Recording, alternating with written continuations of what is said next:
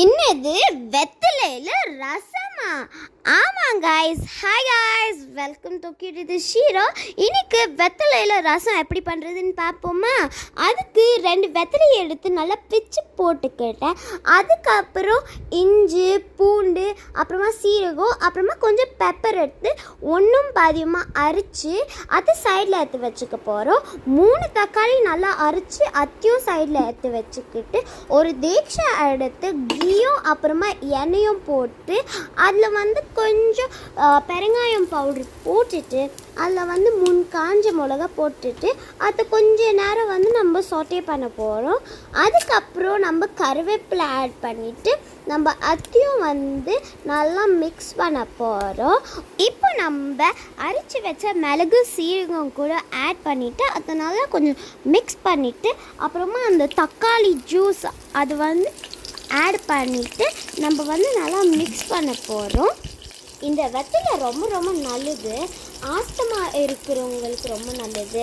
Diabetes, lungs இதுக்கெல்லாமே ரொம்ப நல்லது. அப்புறம் லிவருக்கு நல்லது, டைஜஷனுக்கு ரொம்ப ரொம்ப நல்லது.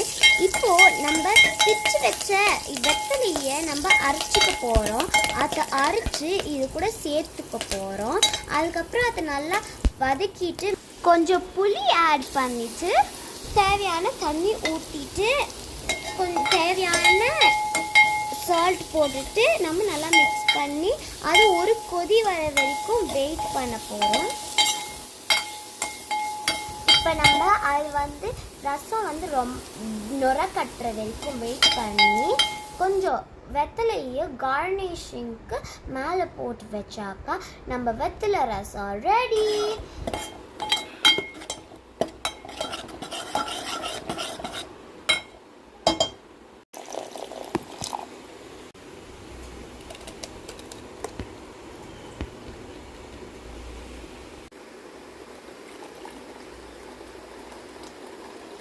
இந்த மாதிரி மோர் ரெசிபீஸுக்கு கிட் ஷீரோவை சப்ஸ்கிரைப் பண்ணுங்கள். இந்த மாதிரி மோர் இன்ட்ரெஸ்டிங் வீடியோஸ்க்கு லைக் பண்ணுங்கள், ஷேர் பண்ணுங்கள், கமெண்ட் பண்ணுங்கள். பார்க்குற நீங்களும் ஹாப்பியாக இருப்பீங்க, நானும் ஹாப்பியாக இருப்பேன். உங்களுக்கு பிடிச்சவங்களுக்கு ஷேர் பண்ணிடுங்க.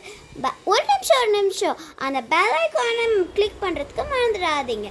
அப்புறமா இதை ட்ரை பண்ணிவிட்டு எப்படி இருக்குன்னு சொல்லுங்கள். பாய்.